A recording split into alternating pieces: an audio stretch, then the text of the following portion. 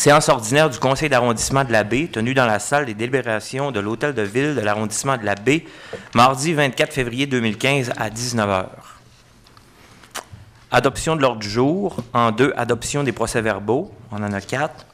En 3, aide financière aux organismes. En 4, divers. En 5, varia. Et puis, prochaine séance du Conseil en 6, période de questions du public en 7. Et puis 8, levée de la séance. Ça va? Alors, en 1, adoption de l'ordre du jour, une proposition. Je propose. Mme Gauthier, merci. Ça va? Oui. M. Croteau? Oui. En 2, adoption de différents procès-verbaux. On peut les adopter en bloc? Oui, absolument. Ça va? 2.1, c'est la séance ordinaire du 27 janvier 2015. On a des séances extraordinaires pour faire avancer des dossiers qui regardent l'urbanisme. On a la séance extraordinaire du 28 janvier 2015. On a celle du 3 février 2015 et aussi extraordinaire du 16 février 2015. Ça va pour ça, une proposition. Mme Gauthier, M. Boivin appuie. En 3, aide financière aux organismes. Permet, Gaëtan? On y va rondement. Alors, Association du hockey mineur de la Baie, 300 $. Cercle des fermières Saint-Alexis de la Baie, 385 $. On a les Chevaliers de Colomb, Conseil de la BDAA, 2000. On a Comité de la zone d'intervention prioritaire, la ZIP Saguenay, 11 000, qui sont de grands collaborateurs, on le sait, du milieu, avec entre autres présentement la Pêche Blanche. On a l'École secondaire des Grandes Marées, 2000. On a l'Escadron 634 de Jonquière, 100 $. On a l'Escadron 657 de la Baie, 300. On a les Filles d'Isabelle Saint-Alexis, 783, 300 $. On a la Fondation Les Filles d'Isabelle Saint-Alexis qui fêtait leur 80e récemment. On a la Fondation de l'élite Bérivraine, 5 000. La Fabrique de la paroisse Saint-Alphonse, 1 000 $. Maison des familles de la Baie, 5 000. C'est un récurrent chaque année jusqu'au terme de notre mandat. C'est un engagement. On a dit aussi Service budgétaire de la Baie du Bas-Saguenay, 5 000 aussi, c'est la même chose. Tournoi amateur de la Baie, 1 000 $ et Zone Turbulence, 3 000. Zone Turbulence, c'est finalement, on appuie l'événement qui va se tenir sous peu, c'est cette fin de semaine. C'est la Coupe du Québec de kitesurf avec le conférencier Dion qui a fait l'Antarctique, puis bon, plein d'événements qui s'enchaîneront avec la relâche au Musée du Fjord et compagnie. Alors voilà pour l'aide aux organismes, une proposition. Je propose. Mme Gauthier, M. Boivin. En divers, on a décret des travaux préautorisés, les ATI. On en a un seulement, Gaëtan? Oui, en fait, une seule feuille pour un montant total. OK. En fait, c'est des installations de panneaux, intersection Prince-Albert-Saint-André, d'autres panneaux et aussi lampadaires 6503 route du Petit Parc pour un total de 1 320 $. Alors, voilà pour les ATI en 4. Proposition, Mme Gauthier, M. Boivin. Ça va? Maître? Oui. En feu? Oui. Varia en 5. Voilà, la parole est à vous, très cher. Alors, M. le Président, Oui. je veux juste pour le mot zone turbulence, on vient de parler d'un montant de 3 000 $. C'est important. La relâche commence pour nos citoyens à compter de vendredi. Zone turbulence organise, c'est une Coupe du monde qui se fait à compter de vendredi, samedi, dimanche. Vous êtes les bienvenus. M. Dion, qui sera conférencier samedi soir, a fait le tour, a été 54 jours dans l'Antarctique. Venez vous amuser sur le site de Pêche Blanche, des infrastructures extraordinaires pour les familles et pour les jeunes. On vous attend en grand nombre. De plus, M. le Président, je veux vous parler aussi de la rencontre qu'on aura ce soir avec nos jeunes. Donc, on a une vingtaine de jeunes utilisateurs du parc de planche à roulettes. On est content de les recevoir, Luc et moi, ce soir, pour pouvoir écouter leurs solutions, parce que nous voulons que, comme arrondissement, nos jeunes fassent partie de nos solutions. Alors, voilà, M. le Président. Parfait, merci, Mme Gauthier. M. Boivin? Oui, merci. Peut-être faire un bref retour sur l'annonce qu'on a eue au niveau de l'Agora des croisières. Parler de l'importance qu'on a pour nos jeunes, dans le fond, de donner la chance à nos artistes de la région de se produire sur une scène extérieure. J'invite les gens qui ont du talent, de ne pas se gêner, d'envoyer leur CV, d'envoyer ce qu'ils sont capables de faire aux gens de Diffusion Saguenay. Donc, les gens de Diffusion Saguenay vont prendre les candidatures de ces gens-là. Ils vont bâtir un calendrier qui devrait permettre de produire des spectacles à l'Agora des Croisières à partir de la semaine avant la Saint-Jean-Baptiste. On parle de spectacles qui auront lieu les mercredis, jeudis, vendredis et samedis soirs, et ça jusqu'à la fin du mois d'août. Cette scène-là va permettre de produire des spectacles à peu de frais. Donc, c'est une scène extérieure. La loge d'artistes est déjà en place là, dans le bistrot Victoria. Lorsqu'on a loué les toilettes publiques, on a également loué un endroit pour permettre là, aux artistes d'avoir une loge. Puis le coût d'opération de cette scène-là va être très bas. Donc, il n'y aura pas de régie compliquée, ce qui va faire en sorte qu'on va pouvoir maximiser là, les montants disponibles parce que le montant pour produire des spectacles là, tout l'été n'est pas très élevé. On parle d'un budget d'environ 80 000 $, mais ça va permettre à des jeunes artistes locaux de se produire.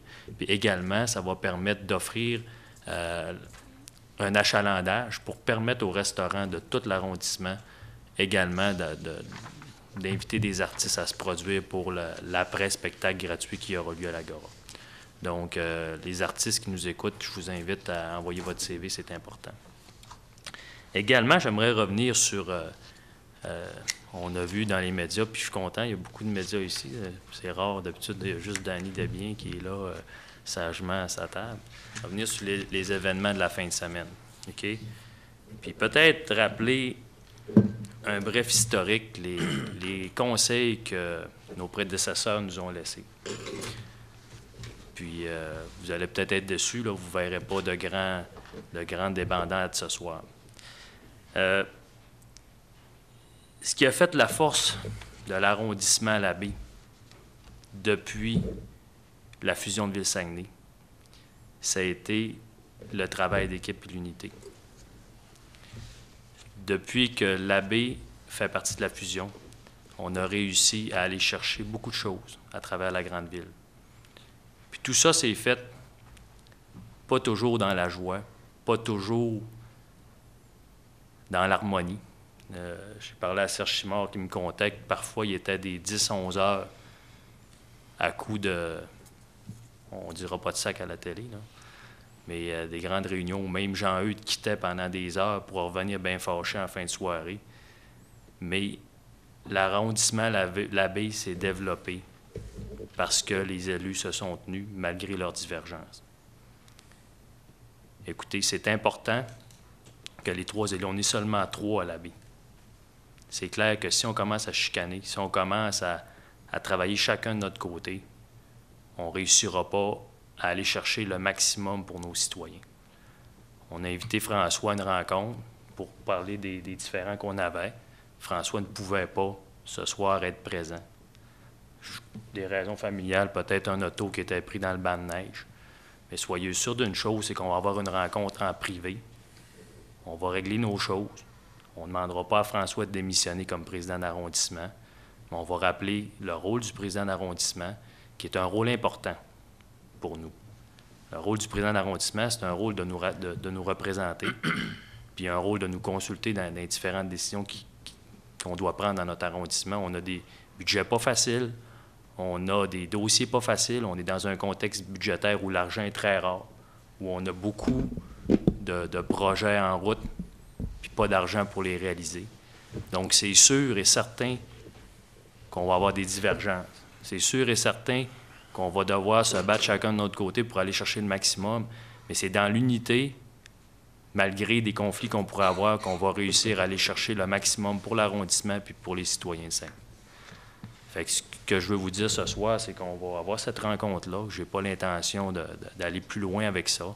Les citoyens doivent le savoir. Puis ce qu'on ne veut pas non plus, c'est... Vous voyez, en passant, merci Mario Lacroix, c'était assez cute la caricature de ce matin. Mais il faut s'élever au-dessus de ça comme élu. Puis, écoutez, il faut le faire pour les citoyens. Ceux qui nous représentent, ceux qu'on représente, c'est-à-dire, puis ceux qui nous ont choisis pour les représenter, on a un devoir fiduciaire envers eux. On a un devoir de bien gérer les taxes, les sous qui nous sont confiés. Puis, soyez certains que pour ma part, je vais faire tout ce qu'il faut pour que l'arrondissement fonctionne. Puis soyez certains que je vais m'assurer, de mon côté, d'arriver avec des décisions qui vont être réfléchies. Puis je ne veux pas me chicaner. Ça, c'est clair pour moi.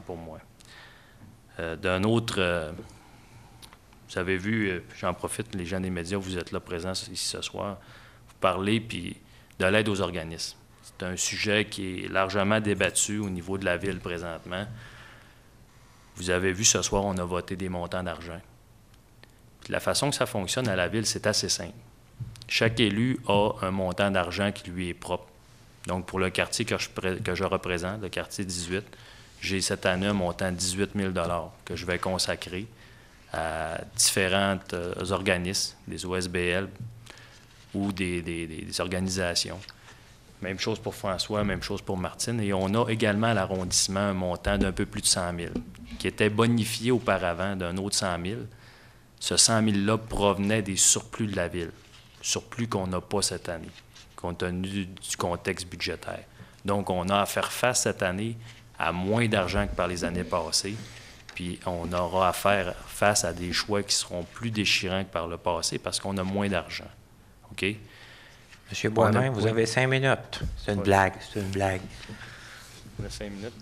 Je vais prendre 2-3 minutes. Allez-y, je fais de l'humour. Oui. Également, on a mis en place à Saguenay, puis c'est important, un poste suite à une recommandation du vérificateur général. Le vérificateur général a demandé, les élus, on prenait des décisions pour donner de l'aide, des aides financières aux organismes. On a demandé à mettre une personne en place pour faire la validation de ces organismes-là. Donc, quand je donne un montant de 200, 300, 400 $ à un organisme, il faut valider que c'est un OSBL qui a été bien construite, qu'il y a une assemblée générale annuelle qui est tenue, s'assurer que cette assemblée générale annuelle-là vote des administrateurs qui déposent un état financier. Donc, le rôle de la personne, puis c'est Francine Gobey, son rôle à elle, c'est vraiment de valider ça. Ce n'est pas de choisir quel organisme puis quel montant qui va être affecté au niveau des subventions. Ça, c'est le rôle des élus. C'est notre responsabilité, puis vous nous avez fait confiance pour ça. Puis au niveau de l'exécutif, les montants qui sont définis, c'est des organisations qui sont déjà à l'intérieur du budget de la grande ville. Le budget que tout citoyen peut avoir présentement, c'est disponible, qui est épais et volumineux. On parle de 8 000 comptes budgétaires, c'est quand même assez important.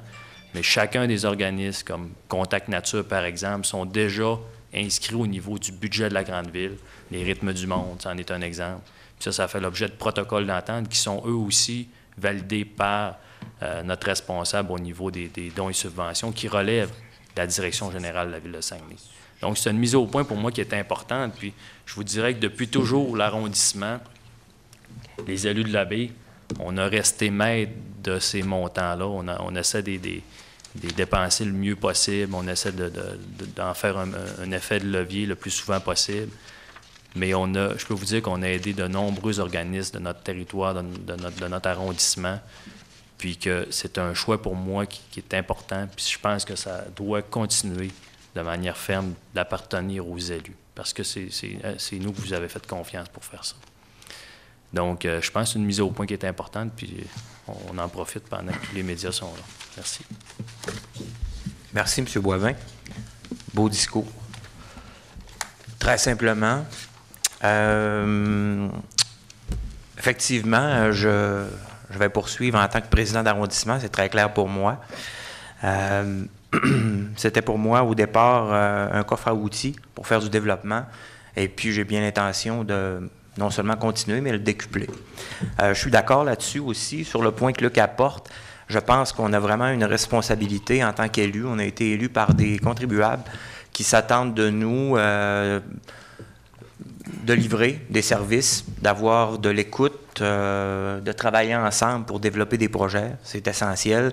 Et puis, pour ce qui est du vaudeville ou de l'aventure qu'on a reconnue médiatiquement cette semaine, d'une part, pour moi, il est clair que je vais continuer de m'exprimer quand je le juge opportun sur différents sujets politiques. Pour ce qui est du volet, je vous dirais, plus arrondissement, on m'a effectivement demandé une rencontre avant l'arrondissement.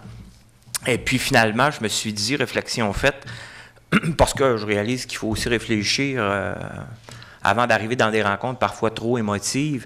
Je me suis dit, plutôt que de faire une rencontre avant le conseil d'arrondissement, puis de s'exprimer verbalement, étant donné qu'il a été question dans les médias de mes collègues de certaines doléances ou de certaines lacunes, soi-disant, de réalité opérationnelle, je leur ai demandé qu'il était peut-être préférable de me les mettre par écrit. De bien les identifier pour qu'on puisse les travailler sur la base des bonnes réflexions puis des bons éléments pour prendre les bonnes décisions. Alors, la balle est dans le camp de mes 2 collègues élus. Moi, j'ai de l'ouverture parce que je veux travailler en mode arrondissement aussi, en tant que président. Et puis, pour le reste, aussitôt que je vais avoir leurs documents, qui pourront même, libre à eux, de le travailler ensemble, parce qu'ils ont présenté en quelque part ensemble aussi. Moi, je pourrais avoir le temps de les analyser aussi, puis on va pouvoir réagir ensemble par la suite dans une rencontre de travail qui nous permettra d'aboutir à des décisions pour la suite de nos travaux. Pour le reste, tout fonctionne normalement. On a un beau week-end qui s'annonce. Et puis, si éventuellement je décide de faire un suivi, on en discutera. Et puis, on fera un suivi sur ce qu'on pourrait apporter comme modification de fonctionnement au niveau de l'arrondissement. Alors, c'est comme ça que moi, je le vois en tant que président élu et responsable. Alors, pour le reste, je pense que ça fait le tour. La prochaine séance du conseil d'arrondissement va se tenir ici même, le 24 mars à 19h. Il n'y a pas de changement. Est-ce qu'il y a des questions? Le public est invité à s'avancer au micro, sans gêne, sans problème, à se nommer aussi. Oui, bonsoir. Mon nom est Doris Simard. Bonsoir. Pardon. Excusez-moi. Je suis en fait un mois en retard. C'est la dernière séance que j'aurais voulu venir pour porter à votre attention la diminution des services, d'une part, et l'augmentation des coûts, d'autre part, en ce qui concerne les loisirs et les sports. Oui. On a eu une diminution des heures de bibliothèque. On a eu une diminution au niveau de la piscine, l'aquaforme, une augmentation des coûts de l'inscription. Oui. Et pour s'inscrire aussi au coût de loisirs, par exemple, la peinture, ça a augmenté beaucoup. Je trouve qu'on est isolé, chacun chez soi. Alors, c'est l'assiette de services qui diminue, puis que ça passe au silence parce que chacun chez nous, on le dit entre nous, mais ça ne sort pas de chez nous. Alors, je trouve important, je pense que la qualité de vie des citoyens, ça se mesure aux activités qui promuent la santé, plutôt, à mon sens, que l'accueil des navires de croisière quelques fois par année. Alors, vraiment, je suis très sensible à cette cause et je vous attire votre attention parce que c'est important pour tous les citoyens. Parfait. Si on me permettrait un autre commentaire aussi. Oui, je pense que le rôle de notre conseiller est conseiller avant d'être représentant d'arrondissement, et c'est de représenter les personnes qui l'ont élu. Et si on en élit 3, ici dans l'arrondissement de la Baie et 19 à Chicoutimi, dans l'ensemble de la ville, mais je pense que c'est pour avoir 19 opinions. 3 opinions, oui, faut finir à s'entendre, mais les endroits où il y a un seul son de cloche, les pays où il y a un seul son de cloche, ce ne sont pas des bons exemples de gestion. Merci beaucoup. Parfait. Merci, Mme Simard. Vous me permettrez, d'abord, on pourra me corriger si je me trompe, mais on a eu une rencontre de travail assez récente, ça fait peut-être, en tout cas assez récente, 2 ou 3 semaines, avec les représentants des départements en question, qui sont venus nous présenter effectivement une réflexion, une proposition pour réaménager, si on veut, toute la réalité dont vous avez parlé. Maintenant, on réalise sur le terrain qu'il y a des conséquences, il y a des commentaires. Je vous dirais, par exemple, qu'on m'a rencontré, Mme Aubin et d'autres, au tournoi de hockey Pee-Wee Bantam récemment, où on m'a dit effectivement, pour l'aquaforme du vendredi, que, bon, on a eu des réalités avec le patinage. Je pense que M. Boivin a travaillé sur le dossier, il l'a réglé au niveau du patinage aussi. On essaie d'intervenir aussi à la pièce sur les conséquences de ce réaménagement-là. Maintenant, si jamais vous aviez des trucs particuliers, spécifiques, nous, Mme Simard, il faudra avoir vos coordonnées pour peut-être pouvoir faire un suivi avec vous, pour voir dans quelle mesure on pourrait peut-être améliorer la situation, si ça vous convient. Je vous remercie, mais vous comprenez que ce sont là des exemples pour juste mettre en évidence que c'est dans l'ensemble. Il ne faut pas voir à diminuer les services comme ça. Non. Ouais. C'est de maintenir à tout le moins et d'offrir encore plus. de service, du service. Puis il me semble que c'est pas si onéreux, disons. C'est la qualité de vie dans la cité elle-même, la cité du bien-être, la santé, autant physique que mentale. Il me semble que c'est important et que ça doit être une préoccupation plus globale que les exemples que je vous ai donnés. Tout à fait. Oui, allez-y. De manière très précise, c'est qu'on a eu à faire, dans le cadre de la fusion, l'arrimage de la tarification sur l'ensemble du territoire. Avant cette année, il y avait des tarifications qui étaient différentes d'un arrondissement à l'autre. Vous parlez de la piscine, on a dû harmoniser toute la tarification. Fait que c'est sûr qu'à des endroits, à la baie, on était perdant. À d'autres endroits, on était gagnant. Un des dossiers que je connaissais bien, c'est le patinage libre, là, au niveau des gens qui vont patiner sur l'heure du midi. En tout cas, il y a une plage horaire. À la baie, avant, ça coûtait 22 $, illimité pour toute l'année. Dans les autres arrondissements, ça coûtait beaucoup plus cher. C'était, je pense, 3 $ la fois. Puis il y en a qui allaient 100 fois par année. Donc, on a dû dire, bon, ben écoute, à la baie, ils ont été perdants, il y a eu une tollée, les gens sont venus nous voir, puis on a dû faire accepter, pas seulement, c'est pas une décision de l'arrondissement ici, mais il faut retourner ensuite de ça au Grand Conseil de Ville pour dire, bon, ben maintenant, on pense que les gens de la baie ont été trop pénalisés par rapport à cet événement-là. Fait que la résultante de ça, on a trouvé un compromis, on a créé une carte à 50 $ privilège pour l'ensemble des arrondissements. Fait que ça a été fait. Mais il faut le faire à la pièce. Mais maintenant, on ne peut plus intervenir strictement au niveau de l'arrondissement. Puis c'est dans la loi, il faut intervenir au niveau de l'ensemble de la grande ville. Donc, je vous invite là, d'y aller à la pièce. Puis soyez certains que dans les différents départements, Martine s'occupe plus au niveau, là, comme la peinture, tout ça, c'est le dossier de Martine. Dans le cas des sports, c'est moi qui siège à la commission des sports. On va avoir une oreille sensible, puis on va défendre la position des gens de la ville. J'en rajouterai, M. Boivin, pour souhaiter la bienvenue à justement nos jeunes qui vont se réunir avec nous tout à l'heure pour trouver des solutions pour le skatepark. Je dirais aussi qu'en étant sur le Conseil des aînés et la Commission famille, que j'ai une grande préoccupation pour la bibliothèque aussi. Et pour les aînés, là, on a fait des cartes privilèges pour les aînés. Donc, il y a un travail qui se fait, mais c'est sûr que pour aller dans le même sens que M. Boivin, il y a eu harmonisation des coûts. Et ça leur a pris 10 ans avant d'arriver à ces événements-là. Par contre, on veille au grain, Mme Simard. Ça va? D'autres questions? Je conclus. Je veux effectivement, moi aussi, saluer la gang du skatepark.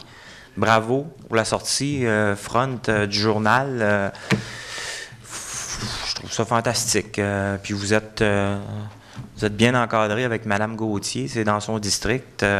Je suis à peu près persuadé qu'elle va trouver des bonnes solutions. Elle a des budgets discrétionnaires aussi pour intervenir, pour trouver des solutions avec vous autres. Alors, je salue votre démarche pour défendre vos intérêts. Ça va? Alors, proposition pour la levée de l'Assemblée. M. Boivin, merci. Bonne soirée.